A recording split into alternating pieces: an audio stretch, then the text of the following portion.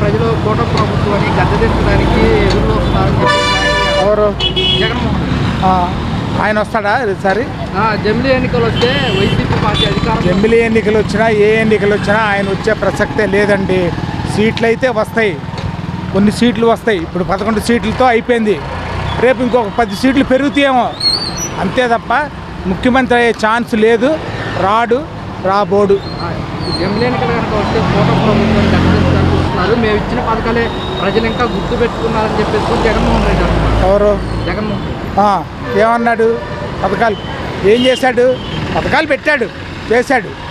అది ఎన్ని బాధలు పడ్డారు, రేట్లు ఎలా పెరిగినాయి ఏంటి, అసలు దాని వ్యవహారం ఏంటి, లెక్క ఏంటి, ఇసుక కానీ దానికి కానీ దీనికి కానీ ఎంత తినేశాడు, ఏం చేశాడు? ఆయన ప్రజల్లోకి ఏ రోజైనా వచ్చాడా? పరదాలు పెట్టుకోకుండా ఏ రోజైనా వచ్చాడా? రాలేదుగా. ఎస్కాట్ కావాలి, సెక్యూరిటీ కావాలి, ఏదైనా ఉంటే ఈ రోడ్లోంచి ఈ రోడ్లోంచి వెళ్తే ఇది రమ్మాపుకి మొత్తం సరౌండింగ్ అంతా మొత్తం బ్లాక్ చేసేయాలి. ఎవరు ఉంటాకి లేదు, ఈ కొట్లు తీయటానికి లేదు, వీళ్ళు ఉంటాకి లేదు. ఆయన ఆదా తిరగటం అది. జగన్మోహన్ రెడ్డి జమిలీ ఎన్నికలు త్వరగా రావాలి, త్వరగా వస్తే కూటమి ప్రభుత్వాన్ని ప్రజలు గద్దెదించడానికి వస్తున్నారని చెప్పేసి కూడా అంటున్నమాట. మీరు వస్తే మంచిదే సార్, కానీ రాదు. ఇప్పుడు ప్రజల్లో నాడు మనం ప్రజల్లో తిరుగుతూ ఉంటాం కదా, రాదు. కాకపోతే ఒకటి సార్, దూరం మాట్లాడకూడదు. మాజీ సీఎం అయినా ఆడికి పోయిన తర్వాత ప్రజలు మూర్ఖంగానో తెలియగానో జై సీఎం అంటే ఆయన పిలిచి చెప్పాలి వాళ్ళకి. అరే నాయన ఇప్పుడు సీఎం కాదు ఎమ్మెల్యే, మీరు అటు మాట్లాడడం తగదు అని ఒక మాట చెప్పాలి ఆయన. అది ఎవరికి సిద్ధించడం వల్ల ఇప్పుడు మీరు వచ్చారు మాజీ సీఎం అంటే ఎటువంటిది, అది ఆయనకే మంచిది కాదు. అనకుండా నేను సీఎం కదరా నాయన, ఉండే పొజిషన్ చెప్పండి, మీరు చెప్పుకోవాలి. మాజీ సీఎం అంటే ఇప్పుడు ఎంప్లాయీస్ అంతా ఉంటారు కదా పక్కన, వాళ్ళందరూ నవ్వుతుండ్రు. అసలు వాళ్ళు అనకూడదు, వీళ్ళు అనిపించుకోకూడదు. నేను చెబితే వాళ్ళు ఎందుకంటే అనరు కదా. 3 ఏళ్ళు కళ్ళు మూసుకుంటే మళ్ళీ వైసీపీదే అధికారము అని చెప్పేసి జగన్మోహన్ రెడ్డి ఇప్పుడు కానీ పెడితేనా 3 ఏళ్ళు కష్టం సార్. వస్తే మంచిది రావాలి నేను కోరుకుంటున్నాను. అయినా ఈ ప్రజల యొక్క ఇది మరి దాన్ని మనం ఆలోచించాలా, రాదు కష్టం. కూటమి ప్రభుత్వం పనితీరు పథకాల విషయంలో కానివ్వండి ఎలా ఉందండి మీ అభిప్రాయం? మాకు బాగానే ఉందండి. కొంతమంది ఇంకా పథకాలు ఏమీ రావట్లేదు, గతంలోనే వచ్చినాయని చెప్పేసి అన్నమాట. మీరు మరి కొద్దిగా లాస్లో ఉందంటున్నారు కదా, అందువల్ల అన్ని సమకూరుతారని ఆశ ఉందంతే. అదే సీఎం గారు కూడా అదే మాట అంటున్నారు, రాష్ట్రం అప్పుల పాల్లో ఉంది, కొంచెం టైం పడుతుంది ఇచ్చిన పథకాలు ఇంప్లిమెంట్ చేయడానికి అని చెప్పి. అదేనండి, ప్రజలు కూడా అదే అనుకున్నారు. కొంతమంది అదే అనేక రకాలు మాట్లాడుతున్నారు. ఆ బాబు గారు ఏంటంటే మాట్లాడి తప్పుడు అమలు అవుతాయి అని ఆశతోటే ఉన్నారు జనం ప్రజలు. మనకి అమరావతి పూర్తి చేస్తామంటున్నారు. అమరావతి మాత్రం ఖాయంగా చేస్తారండి పవన్ కళ్యాణ్ గారును చంద్రబాబు గారు, అది మాత్రం సాధ్యం. అక్కడ రాజధాని ప్రజలంతా ఆయన అంతా ఆయనే. మనకు కనుక అమరావతి కనుక పూర్తయితే యువతకు కానివ్వండి, ప్రజలకు కానివ్వండి ఎలా ఉండబోతున్నారు? బాగుంటుందండి. జాబులు వస్తాయి. మా పిల్లలు కూడా చదువుకుని ఉన్నారు, జాబులు వస్తున్న ఆశ. ఆయన గారే రావాలని కళ్ళకన్నారు కూడా. ఈ ఒక్కసారి ఆయన వచ్చే చేస్తాడు, రాజధాని పూర్తయింది, రాజధాని మారరు అన్న భావమే ఉంది ప్రజల్లో. అది లేకపోతే అంత లైన్లు ఉండి ఏమనుకున్నారంటే జగన్ బాబు అనుకున్నారు. జగన్ బాబు వాళ్ళు ఏంటంటే బయటపడకుండా వేశారండి. 2014లో కూడా చంద్రబాబు నాయుడు గారు గెలుచుంటే అమరావతి సగం వరకు వచ్చేదంటారా? అమరావతి పూర్తయిందండి.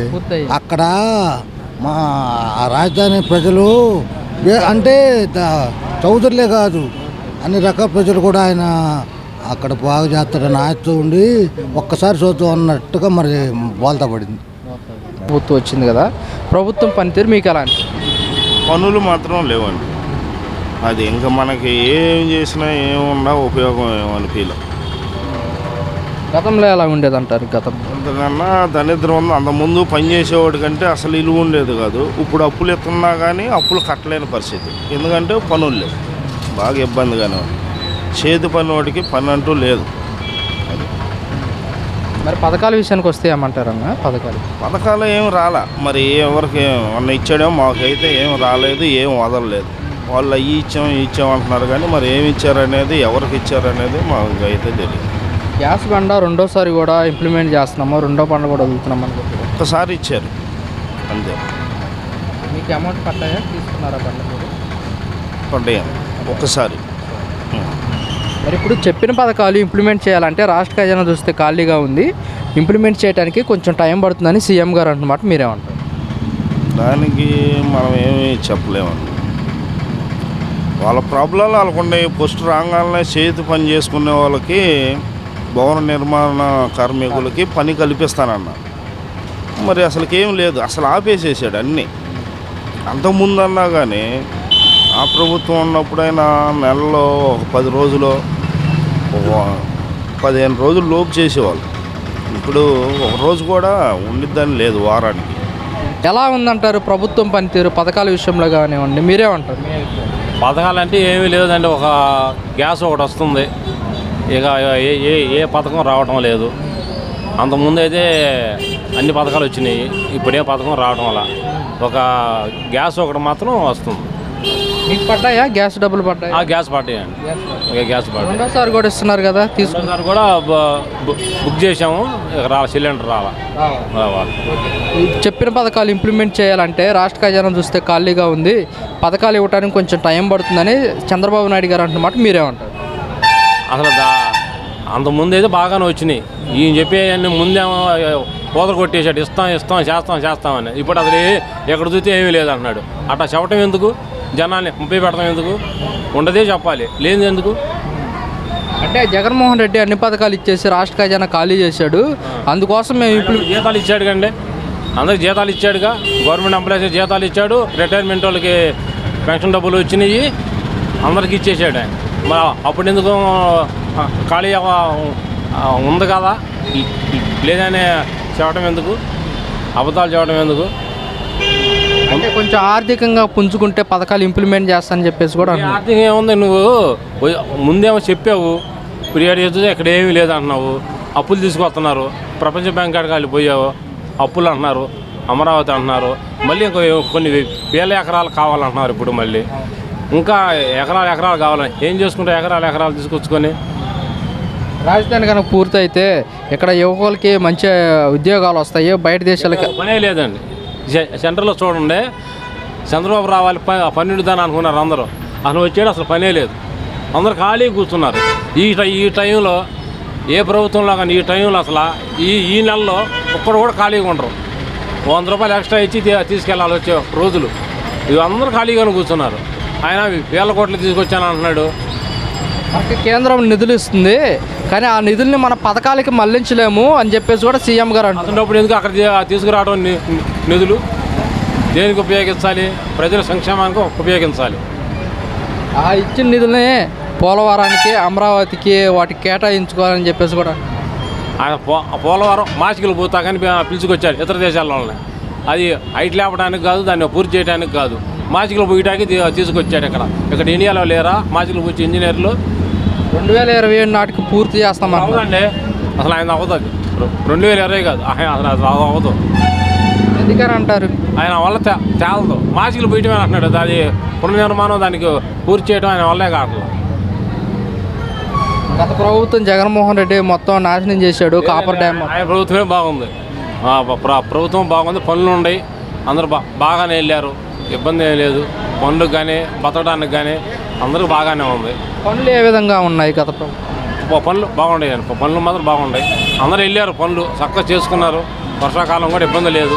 ఈయన వచ్చాడు, అసలు ఎండాకాలంగా పనులు లేవు. ఇసుక ఫ్రీ సౌకర్యం వచ్చింది, ఇసుక సౌకర్యం వస్తే అసలు పనులు చేసేవాళ్ళే లేరు, పనులు చేయించుకునేవాళ్ళు లేరు. ఆ ఇల్లు కట్టుకుంటే ఎందుకులే డబ్బులు ఉంచుకున్నారు, కానీ ఇల్లు కట్టించేవాడు ఎవరు లేడు. ఇవాళ అది చూడండి ఎంతమంది ఖాళీగా ఉన్నారు. ఈ టైంలో అసలు ఒక్కడు దొరకరు, ఇక్కడ పిట్టకు దొరకరు. పొలం పనులు ఉన్నాయి, టావీ పనులు కూడా ఉంటాయి, అసలు ఏది లేదు. ఇవాళ పొలం పనులు చేసుకున్నారు, కానీ టావీ పని కానీ ఊడు రావట్లా, బిల్డింగ్లు కానీ పని రావట్లేదు. అసలు అందరు ఖాళీ కూర్చున్నారు. చూడండి అసలు సరే చూడండి ఎంతమంది ఖాళీగా ఉన్నారు. మరి ఇప్పుడు పవన్ కళ్యాణ్ గారు గెలిచారు, ఆయన మాట తీరుగా గెలిచాడు కానీ ఏమో ఉపయోగం ఉందా? అసలు క్యాబినెట్ మీటింగ్ నుంచి బయటకు వస్తాడు, ఏమి చెప్పడు, ఏమి చేయాలా ఏందనేది ఆయనకి తెలియదు. మీరు పక్కనలో చూసుండారా వినడు, ఆయనకు అవగాహనే లేదు. ఒకసారి ఎమ్మెల్యే అయ్యాడు, వెళ్ళారు, గెలిచాం అంత మటుకే. ఏం చేయిందనేది ఆయనకి అది ఏమీ తెలియదు. మరి పల్లెలకి వెళ్తున్నారు, గిరిజన ప్రాంతాల్లో రోడ్డు సమస్యలు కానీ అవి తీరుస్తున్నారు కదా. ఏ వేస్తున్నాడు, రోడ్లు ఒకటి వేస్తారు, రోడ్లు వేసి మీకు ఏం కావాలో చెప్పండి చేస్తాను అంటున్నాడు, కానీ ఆయన అసలు దాని గురించి అవగాహనే లేదు. మరో 15 ఏళ్ళు కూటమి ఇలానే ఉంటుంది. కూటమి కాదు అసలు, రేపు మళ్ళీ జమిలీ అంటున్నారు, అది వచ్చి తుడుచుకుపోద్ది. మన అమెరికాలో ఒక మేడం గారు చెప్పింది ఇదంతా ఫ్రాడ్ అని. ఈవీఎంలు అంతా ఫ్రాడు, హ్యాక్ చేయొచ్చు, దాంట్లో ఛార్జింగ్ది పెడితే అట్నే ఉండాలి కానీ పెరిగిద్దా, ఛార్జింగ్ కూడా పెరిగింది ఈవీఎం మిషన్ల గురించి చెప్పిందండి. అది అంత ఫ్రాడ్ అసలు, అది మొత్తం ఫ్రాడ్ అని చెప్పింది. ఈవీఎం మిషన్ అంతా ఫ్రాడే. అయినా అది 100 ఓట్లు సుమారుగా పోలు అయినాయి అనుకోండి, 80 అయిన పోలు, 20 ఉండే బ్యాలెన్స్, 130 అని వచ్చింది. 100 ఎక్కడ, 130 ఎక్కడ, మించి ఎక్కువ చెప్పింది అది. ఓకే, వైసీపీ ప్రభుత్వం అధికారంలో ఉంది కదా, మేము ఎందుకు యాక్ట్ చేస్తాము, వైసీపీ మీద వ్యతిరేకత వల్లే మాకు పట్టం కట్టారు అంట. 1000 కోట్లు పోగు చేశారని ప్రపంచ దేశాల్లో కొన్ని 1000 కోట్లు పోగు చేసి డబ్బులు పోగు చేసి గెలవని రామోజీరావు గారు హార్ట్ అటాక్ వచ్చింది. రామోజీరావు గుండెకు తెచ్చాడు, అది చూసి గెలుస్తాం గెలవడం టెన్షన్ పుడితే దెబ్బ తెచ్చాడు. యాక్ట్ చేశారు అంతా. గెలిచారు కదా, ఇప్పటికి గెలిచారు వాళ్ళ ఇష్టమే కదా, మన ఎవరు చేసుకెళ్ళేది లేదు.